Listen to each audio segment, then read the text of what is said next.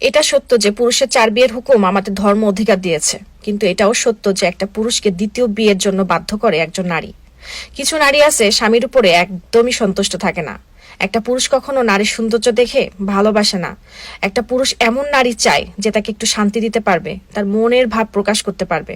আর পুরুষ এই সব যেখানেই পাবে সেখানেই ছুটে চলে যাবে, হোক বিয়ের বয়স 10 মাস এবং 10 বছর, তাতে কোনো যায় আসে না। পুরুষের সাথে জিদ করা, তার কথার দাম না দেওয়া, ছোটখাটো বিষয়ে রাগ করা, ঝগড়া করা, এসব করতে করতে একজন নারী তার পুরুষের কাছে তার সম্মানটা শেষ করে ফেলে। সে বুঝতেই পারে না সে কখন তার স্বামীর মন থেকে উঠে গেছে। সেই নারী তার স্বামীর মন দখল করে রাজত্ব করতে পারে, যে তার স্বামীর পছন্দ মতো নিজেকে বানিয়ে নেয়, স্বামীর উপরে সন্তুষ্ট থাকে। বিশ্বাস করুন, একটা পুরুষের কাছে এটা কোনো বিষয় না যে তার স্ত্রী বড়লোক নাকি গরিব ঘর থেকে আসছে। টাকা কামানোর জন্য আল্লাহ তাআলা পুরুষকে বানিয়েছে। একজন পুরুষ এমন এক অর্ধাঙ্গিনী চায় যার কোলে মাথা রেখে সে একটু শান্তি খুঁজে পায়।